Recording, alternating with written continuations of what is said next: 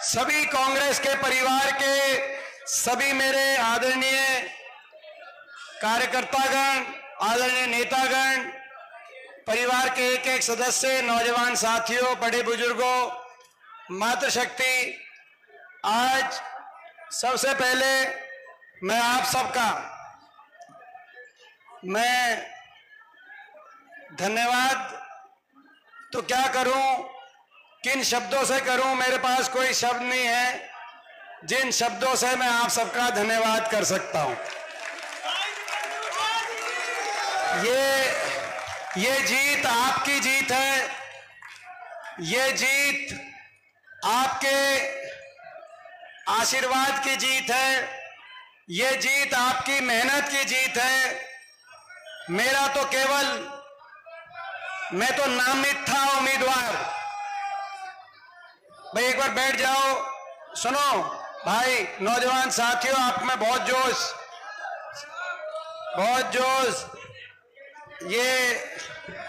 ये नौजवान साथी हैं, ये 24 के नौजवान साथी हैं, इनका न्यारा जोश होगा, इसमें कोई दो राय नहीं है। लेकिन 2 मिनट अभी शांति से, क्योंकि अब आप बहुत देर से बैठे, उसके बाद कई घंटे मिलेंगे, बात अपनी खत्म कर लें, उसके बाद जो है अपन मिलते भी जाएंगे और जलपान खाना भी आप ग्रहण करेंगे बाद में।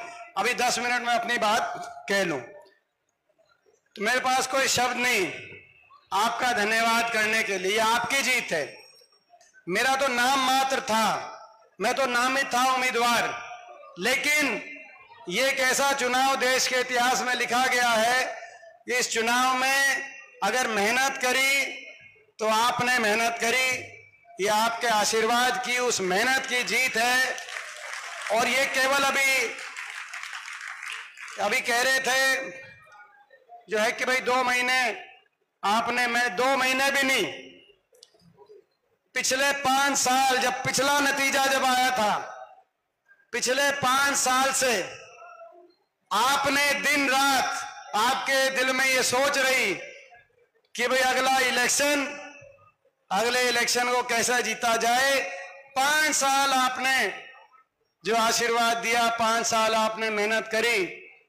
मैं समझता हूं कि मेरे पास शब्द नहीं है धन्यवाद करने के लिए, लेकिन आप मुझे समझते हो, मेरे को पहचानते हो, मेरी आंखों को आप समझते हो, मैं आपकी एक एक की आंखों को जानता हूं। भाई मैं कितना धन्यवाद कर रहा हूं, आप अंदाजा लगा सकते हो, आप अंदाजा लगा सकते हो। और मैं ये विश्वास दिलाता हूं आपको, और दिल और आत्मा से मैं ये विश्वास दिलाता हूं कि जो ये विश्वास आपने व्यक्त किया है, मुझे आशीर्वाद देकर, इतनी दिन और रात, इतनी मेहनत, इतना परिश्रम करके जो ये विश्वास आपने व्यक्त किया है, जीवन के अंतिम सांस तक मैं इस विश्वास में कभी कोई कमी नहीं आने दूंगा, कभी इस विश्वास पे ठेस नहीं लगने दूंगा। जितनी मुझ में क्षमता है, जितनी मुझ में, मैं पूरी ईमानदारी से, पूरी मेहनत से, पूरी क्षमता से इस विश्वास को हमेशा बनाए रखूंगा। मैं ये आपको, आपके बेटे के नाते, आपके भाई के नाते, मैं आज आपको ये कहना चाहता हूं। मुझसे पूछते थे,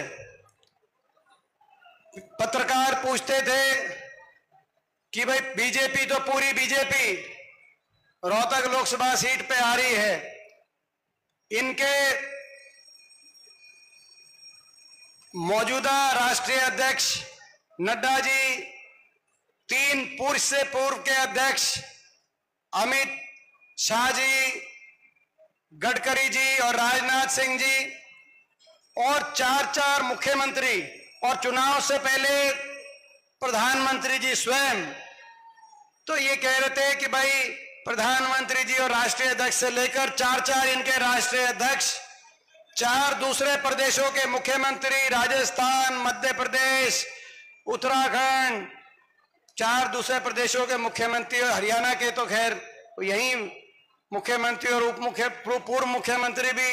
तो ये इतने दिल्ली से इतने बड़े बड़े नेता सारे आ गए भाजपा के, आपके लिए कौन आएगा, कौन आपके लिए कौन आ रहा है? मैंने कहा मेरे लिए रोहतक के 36 बिरादरी के लोगों का प्यार आएगा और कांग्रेस के कार्यकर्ताओं का आशीर्वाद आएगा। मेरे कहते इनके स्टार प्रचारक ये हैं, कहते आपके लिए कोई, मैंने कहा मुझे इनके स्टार प्रचारक ये हैं, लेकिन आपका स्टार प्रचारक कौन है? मैंने कहा मेरे स्टार प्रचारक तो 36 बिरादरी के लोग हैं और कांग्रेस के कार्यकर्ता हैं, वो स्टार प्रचारक हैं। अगर आपको नहीं दिख रहे तो हम कुछ कर नहीं सकते, नतीजे में आपको दिखेंगे। और आपने इतनी मेहनत करी, और मैं कहना चाहता हूं कि ये जो नतीजा आया, ये नतीजा भाई उम्मीद तो थी कि जीत होगी, ये भी लगता था कि अच्छी जीत होगी, लेकिन इतनी बड़ी जीत होगी ये कभी नहीं सोचा था भाई ना आप। और इतना दिल खोल के आशीर्वाद जो आप सबने आपकी मेहनत की वजह से, और ये मैं आपकी मेहनत को, मैं अपनी ये जो नतीजा ये जीत है, ये मैं अपने सारे कांग्रेस के परिवार के, आपकी सारे कार्यकर्ताओं की, आपकी मेहनत को मैं अपनी ये जो जीत है ये समर्पित मैं करता हूं। आपकी मेहनत, इस जो नतीजा आया, नतीजे के कई मायने, देश की राजनीति पे, प्रदेश की राजनीति पे, हमारे क्षेत्र पे, इसके कई मायने हैं। सबसे पहले तो देश की राजनीति में 2 शब्द मैं कहूंगा, उसके बाद अपने हरियाणा प्रदेश पे मैं आता हूं। मैं आप सबका धन्यवाद करता हूं कि देश की राजनीति में एक बहुत बड़ा जनादेश आपने दिया है। आज ये जो जनादेश है, इसकी भावना समझनी होगी जो एक केंद्र की सरकार समझ नहीं रही। भाजपा के घमंड को देश में तोड़ने का काम आपने किया है, देश की जनता ने किया। 400 पार के नारे को ध्वस्त करने का काम किया है। आज अल्पमत की सरकार बनी है दिल्ली में, जैसे अल्पमत की सरकार चल रही है चंडीगढ़ में, ऐसे ही अल्पमत की सरकार आज चल रही है दिल्ली में। वोट की चोट से देश के संविधान को, बाबा साहब के संविधान की रक्षा करने का काम आपने किया है, देश के प्रजातंत्र को बचाने का काम किया है, देश के प्रजातंत्र में संतुलन लाने का काम किया और देश को एक मजबूत विपक्ष आपने दिया है। देश में आज इस जनादेश में हो सकता है संख्या बल भाजपा के पास हो, लेकिन अगर नैतिक बल इस जनादेश ने दिया है तो देश के विपक्ष को नैतिक बल दिया है। ये मैं आज इस सरकार को कहना चाहता हूं। और यही कारण है, आपने देखा होगा जब एनडीए की बैठक आई पहली, तो आपने चेहरे देखे होंगे, एनडीए घटक दल के सभी नेताओं के चेहरे मुरझाए हुए थे। और जब इंडिया गठबंधन की बैठक आई, कांग्रेस पार्टी की बैठक आई, तो आपने देखा होगा सबके चेहरों पे चमक थी, सब एक दूसरे के गले मिल रहे थे, मिठाई खिला रहे थे। ये नैतिक बल की ताकत है। नैतिक बल बहुत करिश्माई है, नैतिक बल में बहुत बड़ा करिश्मा होता है। और सरकार की मैं कहना चाहता हूं केंद्र सरकार से कि इस जनादेश की भावना को केंद्र सरकार को समझना चाहिए। लेकिन पहले 2-3 दिन जो संसद में हमने देखा, इस जनादेश की भावना को केंद्र सरकार समझ नहीं पा रही। केंद्र सरकार उसी अलोकतांत्रिक तानाशाही कार्यशैली से कदम बढ़ा रही है जिससे 10 साल चल रही थी, जिसको जनता ने नकार दिया। केंद्र सरकार के ने देखा होगा राष्ट्रपति अभिभाषण में हमने उसकी झलक देखी। राष्ट्रपति अभिभाषण में यह समझ में नहीं आ रहा था, जब राष्ट्रपति अभिभाषण हम सुन रहे थे कि कौन से सन का सरकार बनी है। राष्ट्रपति अभिभाषण की शुरुआत हुई जब महामहिम जी ने सरकार की जो अपनी तैयार कराई गई, जिस तरीके से उन्होंने बात अपनी रखी, तो पहली बात की संपूर्ण बहुमत से सरकार बनी। आप जानते हो अल्पमत की सरकार है।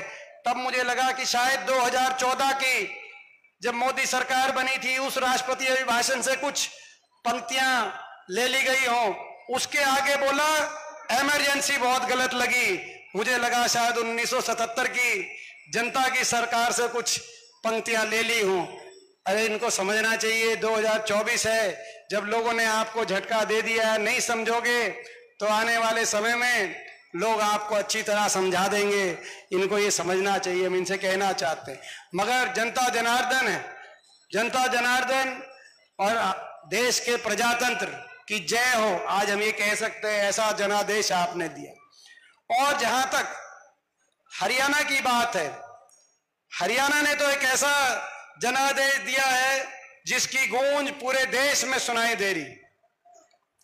देश के 28 राज्य हैं, 28 प्रदेश, 28 प्रदेशों में अगर विपक्ष की इंडिया गठबंधन की सबसे ज्यादा मत प्रतिशत 47.6% मत प्रतिशत एक प्रदेश में 28 प्रदेशों में आया है, तो वो दक्षिण के तमिलनाडु में, केरल में, तेलंगाना या कर्नाटक में जहां हमारी सरकारें हैं वहां नहीं। अगर 47.6% अगर मत प्रतिशत एक प्रदेश में देश में सबसे ज्यादा आया है 28 प्रदेशों में, तो वो हरियाणा प्रदेश के अंदर आया। मैं आपको बधाई देता हूं।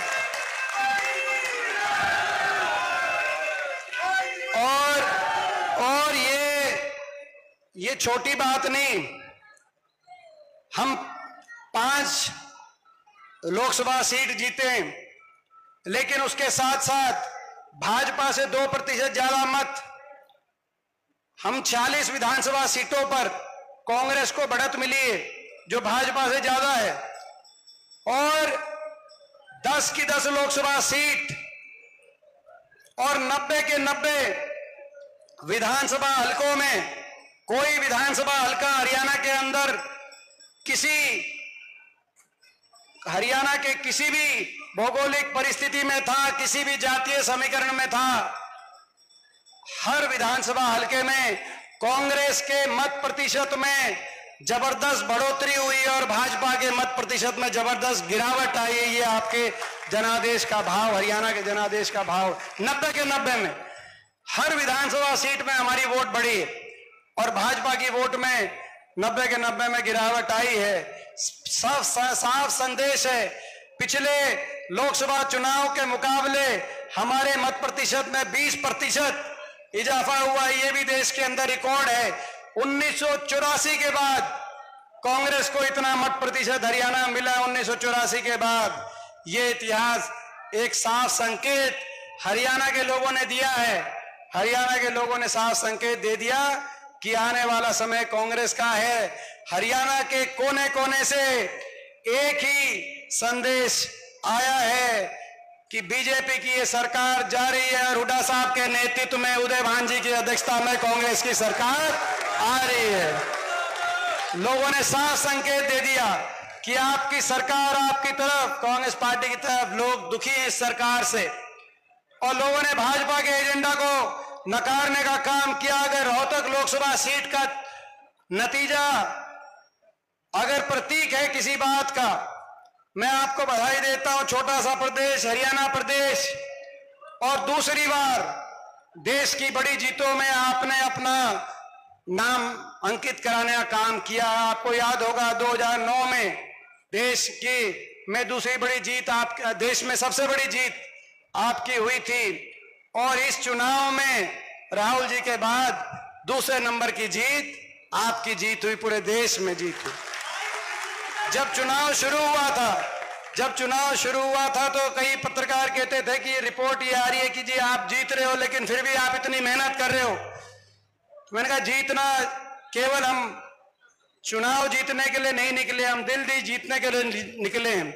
9 के 9 हलकों में जीत हो, हर गांव, हर शहर, हर कस्बे में और 36 बिरादरी में हमें बढ़त मिले, तब हमारी असली जीत होगी। और रोहतक लोकसभा सीट का जो नतीजा है ये बड़ी जीत है। इस बात का नतीजा, परिणाम सभी बड़ी बात यह है कि पूरे रोहतक लोकसभा क्षेत्र में हर जगह और हर वर्ग ने आपको आशीर्वाद दिया, आपको बढ़त देने का काम किया। आपने देखा होगा जितने भी रोहतक लोकसभा सीट में जितने भी एससी समाज के हमारे बूथ हैं, लगभग 100% में आपको बढ़त मिली, 100% में लोगों ने आशीर्वाद दिया। आपने देखा जो प्रदेश की सबसे बड़ी अहीर बहुल्य विधानसभा क्षेत्र है कोसली, कोसली से भी लोगों ने आशीर्वाद देकर जिताने का कार्य किया। जो हमारी सबसे बड़ी पंजाबी समाज बहुल्य विधानसभा क्षेत्र की हमारा रोहतक विधानसभा क्षेत्र हमारा, उससे भी आपको बढ़त मिली। जो ब्राह्मण बहुल्य हमारे गांव हैं, लगभग हर ब्राह्मण बहुल्य गांव में लोगों ने आशीर्वाद दिया, आपको बढ़त देने का काम किया। जो गुर्जर समाज के बहुल्य गांव हैं, उन गांव के अंदर आपको 100% उन गांव में लोगों ने आशीर्वाद देके जिताने का काम किया। जो बैकवर्ड समाज के बहुल्य गांव है या बहुल्य बूथ है, वहां पर आपको लोगों ने जिताने का आशीर्वाद देके जिताने का काम किया। जो वैश्य समाज के हमारे जो बूथ हैं, हर एक बूथ में लोगों ने आशीर्वाद देके जिताने का काम किया। यहाँ जो राजपूत समाज के हमारे 19 गांव हैं, उन 19 गांव में से राजपूत समाज बहुल्य जो गांव हैं, उनमें से भी 13 गांव के अंदर लोगों ने आशीर्वाद देके पहली बार आपको जिताने का काम किया। मैं समझता हूं रोहतक लोकसभा क्षेत्र के मतदाताओं ने भाजपा की जो नीति थी, भाई को भाई से उलझाने की नीति, धर्म और जाति के आधार पर आपस में भाई को भाई से उलझाओ, विकास कुछ किया नहीं, प्रदेश का 10 साल भट्टा बिठा दिया, लेकिन भाई को भाई से उलझाने का काम किया। रोहतक लोकसभा क्षेत्र के लोगों ने बड़ी जीत दी, मगर उससे बड़ा संदेश दिया कि ये नकारात्मक राजनीति, भाई को भाई से भिड़ाने वाली राजनीति अब हरियाणा में नहीं चलेगी। हरियाणा में कुछ चलेगा तो आपस का प्यार चलेगा, भाईचारा चलेगा। हरियाणा में कुछ चलेगा तो सकारात्मक राजनीति की तरफ हरियाणा चलेगा। ये एक संदेश दिया और इस संदेश को लेकर पूरे प्रदेश में आप भी जाएंगे, हम भी जाएंगे। पूरे प्रदेश को संविधान तो बचा लिया आपने, मगर लड़ाई बाकी है। संविधान को बचाए रखने के लिए लड़ाई लड़ेंगे। आपने देखा जो संसद के अंदर हुआ वो भी आपने देखा, मगर अब हरियाणा को बचाने की बारी है। कल वर्ल्ड कप था, इंडिया तो जीत गया वर्ल्ड कप में। जीत गया कि नहीं जीत गया? शुभकामनाएं। वर्ल्ड कप में इंडिया तो जीत गया, लेकिन इस भाजपा की नकारा सरकार से हरियाणा वालों की लड़ाई अभी चल रही है। इंडिया तो जीत गया, लेकिन हरियाणा को भी जिताना अभी बाकी है। बीजेपी की सरकार से, इस बीजेपी की सरकार से इंडिया तो जीत गया, लेकिन हरियाणा भी जीतेगा। जीतेगा कि नहीं जीतेगा? हरियाणा भी। बीजेपी की सरकार को हराएंगे और हरियाणा को जिताएंगे। ये हमारा संकल्प है। बीजेपी की सरकार को हराएंगे और हरियाणा को जिताएंगे। हरियाणा ताकि दोबारा से खुशहाली के रास्ते पे आगे जाए, विकास के रास्ते पे आगे जाए, देश में हरियाणा की पहचान बने। जो दिल्ली के 3 तरफ बसा हुआ प्रदेश देश में सबसे आगे होना चाहिए। आज वो देश में सबसे आगे है, तो बेरोजगारी में देश में सबसे आगे, महंगाई में देश में सबसे आगे, भ्रष्टाचार में देश में सबसे आगे, अपराध में देश में सबसे आगे, नशे में देश में सबसे आगे। हरियाणा के नौजवान के भविष्य को ऐसी गर्त में, बेरोजगारी गर्त में इन्होंने धकेल दिया कि नौजवान कहीं बेरोजगारी से परेशान, डिप्रेशन में, कहीं नशे की तरफ, कई जिलों में घर बार बेचकर विदेश की तरफ धमकी के रास्ते जाकर, कहीं यूक्रेन और रशिया के युद्ध में हरियाणा के नौजवान कहीं जाने में मजबूर हो रहे हैं। कहीं अपराध की तरफ, कहीं नशे की तरफ ऐसी स्थिति आ गई। वो हरियाणा देश में आगे है तो हर वर्ग के अपमान में आगे है। किसान के साथ जो अपमान इस सरकार ने किया भुलाया नहीं जा सकता। 750 किसानों की जान चली गई। कर्मचारियों को जो अपमानित करके लाठीचार्ज इस सरकार ने किया भुलाया नहीं जा सकता। चुने हुए जनप्रतिनिधि, सरपंच, जिला पार्षदों पे जो लाठियां बरसाई भुलाई नहीं जा सकती। हमारी बेटियों के लिए, न्याय के लिए जब लड़ाई बेटियां लड़ रही थी, उनको जो अपमानित दिल्ली की सड़कों पे किया गया, हमारी खिलाड़ी बहनों बेटियों को भुलाया नहीं जा सकता। हर वर्ग को अपमानित करने में और सरकार के अहंकार में और जनता की अनसुनी करने में अब बता रहे हैं चुनाव का झटका लगा तो बता रहे हैं पहचान पत्र कि हम योजना वापस लेने की बात कर रहे हैं, सोच रहे हैं। अभी तो बहुत बहुत कुछ करेंगे। 10 साल से एक किसी गरीब को 100 गज का प्लॉट दिया नहीं। अब कह रहे हैं उस पे हम जो है 100 गज के प्लॉटों की जो योजना थी उस पे अभी तो बहुत कुछ कहेंगे। अब आप क्या कहोगे? जो कहेगी हरियाणा की जनता ही कहेगी। मैं कहना चाहता हूं बीजेपी वालों को, अब आप क्या कहोगे? आप तो जो है आपने तो जो करना था वो कर लिया। अब तो आप कहोगे और हम भी कहेंगे और जनता फैसला करेगी। जनता अपना फैसला करेगी, हरियाणा को आगे लेके जाने का काम करेगी। ये 3 महीने हैं। एक और मैं आपको बधाई दे रहा हूं और दूसरी ओर मैं आपसे पूछना चाहता हूं, ये 3 महीने में पूरे प्रदेश में आपको और हमको, पूरे प्रदेश में एक एक जगह, कहीं आप जाओगे कहीं मैं जाऊंगा। जैसे लोकसभा चुनाव में जो आपने चुनाव कहीं मैंने संभाला तो कहीं आपने संभाला और मुझसे ज्यादा आपने संभाला। कई साथी तो सुबह मेरे उठने से पहले आते थे और मेरे को सुलाने के बाद जो है मैं सो जाता था, तब भी जाग रहे होते थे। तो आपने ज्यादा, तो मैं आपसे पूछना चाहता हूं, आप कहो, अगर आपका आशीर्वाद हो तो ये संदेश लेके हरियाणा परिवर्तन के लिए प्रदेश के कोने कोने में आप कहो तो मैं जाऊं, प्रदेश के कोने कोने के अंदर हरियाणा को आगे लेके जाने की लड़ाई लड़ने का काम करूं। आपका आशीर्वाद हो। आपने देखा कि आपके नतीजे की गूंज केवल हरियाणा प्रदेश ही नहीं, आज दिल्ली में भी आपके नतीजे की गूंज सुनाई दी। पहले दिन जब लोकसभा का जब शपथ ग्रहण, पहले ही दिन आपके नतीजे की गूंज सुनाई दी कि नहीं सुनाई दी? मैं पूछना चाहता हूं। जय संविधान, मैं पूछना चाहता हूं, जय संविधान से इतनी क्या किसी को तकलीफ हो सकती है? ये देश संविधान से चलता है, ये संसद भी संविधान से चल रही है। ये वो संविधान है जहां हर वर्ग के अधिकारों को सुरक्षित किया गया है।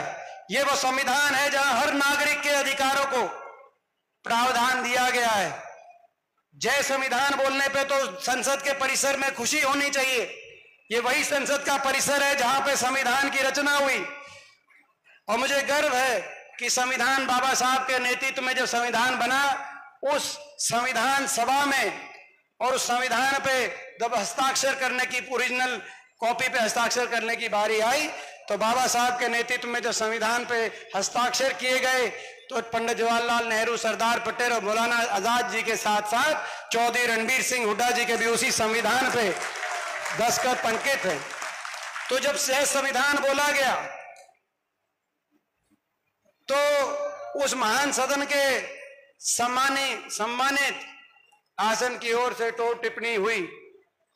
तो जब टोर टिप्पणी हुई तो मुझे लगा कि इस पूरे सदन में कम से कम एक कोई ऐसा सदस्य जरूर हो जो ये कहे कि जय संविधान बोलना तो खुशी की बात है, इस पे किसी को आपत्ति नहीं होनी चाहिए। इसीलिए मैं उठ के खड़ा हुआ और मैंने कहा और विनम्रता से, पूरी शालीनता से मैंने यही कहा कि इस पर किसी को आपत्ति नहीं होनी चाहिए सर। इससे मैंने ये कहा, वो सही कहा कि गलत कहा?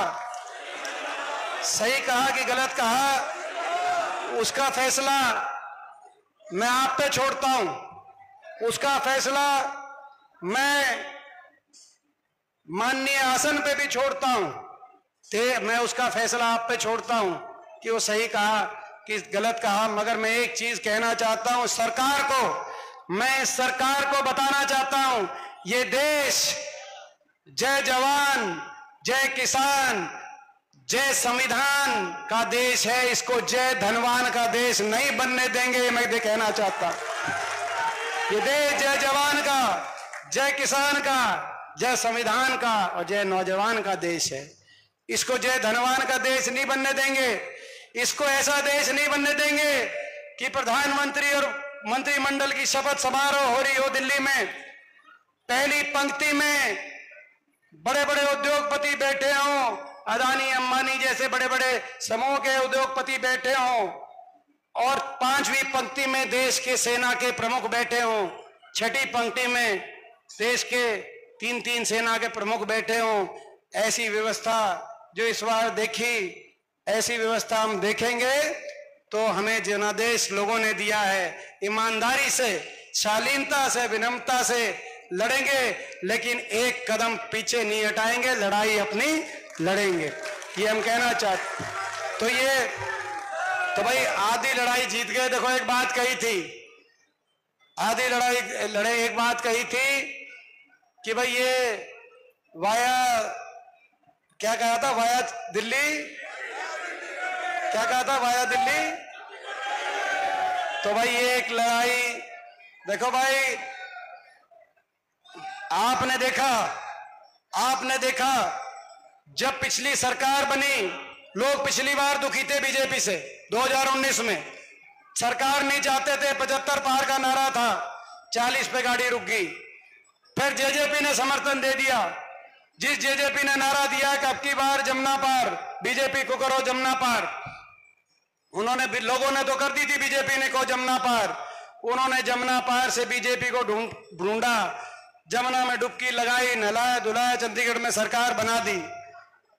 मगर उस समय हमने एक बात कही थी, हरियाणा कोने कोने में जाकर, उस समय उचाना में जाकर मैंने एक जनसभा करी थी, आपको याद होगा, और फिर उसके बाद सिरसा में भी करी थी, और उचाना में जाके मैंने एक बात कह दी थी कि मैं चुनौती देता हूं, इन्होंने जनता के साथ, अपने मतदाता के साथ इतना बड़ा विश्वासघात, राजनीति में नैतिकता होनी चाहिए, ईमानदारी होनी चाहिए, कुछ मूल्य और कुछ आदर्शों पे टिका रहना चाहिए, लेकिन इन्होंने अपने मतदाता के साथ इतना विश्वासघात कर दिया। आने वाले समय में किसी एक हरियाणा की सीट से इनकी जमानत बचने की परिस्थिति नहीं होगी। और आपने देखा वही हुआ, आपने देखा वही हुआ। हरियाणा में 2 तरह के मुकाबले हुए लोकसभा में, भाजपा का और कांग्रेस का, जिसमें कांग्रेस आगे रही, और दूसरा मुकाबला हुआ नोटा का और जेजेपी का और इनेलो का। यही हुआ ना, नोटा का इनके साथ मुकाबला हुआ। और आज भी हम कहना चाहते हैं, कल आए थे केंद्रीय गृह मंत्री अमित जी शाह, कल पंचकुला में आए थे, और मैं अखबार पढ़ रहा था आज, अखबार में यह आया कि वो कह रहे थे, उन्होंने राहुल जी की तुलना करी उन्होंने तारे से, कि वो तारा है, और मेरी तुलना करी सितारे से कि भाई ये सितारा है, और कहा कि भाई तारा और सितारा नहीं चलेंगे। कल उन्होंने कहा, वो कल आए थे पंचकुला आके, उन्होंने, आज मैं अखबार में पढ़ रहा था कि उन्होंने कहा कि ये चलेंगे नहीं। मैं बताना चाहता हूं, जो सर्वविदित ज्ञान है, ये भाई ब्रह्मांड का ऐसा नियम है जिसको ना आप बदल पाओगे ना हम बदल पाएंगे। चमके तो तारा और चारे और सितारे तो चमकते ही रहेंगे, मैं उनको कहना चाहता हूं, तारे और सितारे तो चमकते ही रहेंगे। तो इसमें मगर मैं उनको कहना चाहता हूं, जो मैंने जेजेपी को कहा था, एक सीट से जेजेपी की जमानत नहीं बचेगी, तब हमने ये कहा था। और मैं इनको कहना चाहता हूं, आपने भी हरियाणा को रास्ते से भटका दिया, आज हरियाणा को आज ऐसा चौपट राज दिया, विकास की पटरी से उतारकर हरियाणा को आज आपने बर्बादी के रास्ते पे लेके गए। आज आपको भी चुनौती देना चाहते हैं हरियाणा के लोगों के माध्यम से। लोकसभा चुनाव में केंद्रीय गृह मंत्री जी को मैं कहना चाहता हूं, बिहार भारतीय जनता पार्टी को कहना चाहता हूं, इनके तमाम नेतृत्व को कहना चाहता हूं, लोकसभा चुनाव में लोगों ने बीजेपी को किया हाफ, विधानसभा में कर देंगे साफ। मैं इनको चुनौती देना चाहता हूं भाई।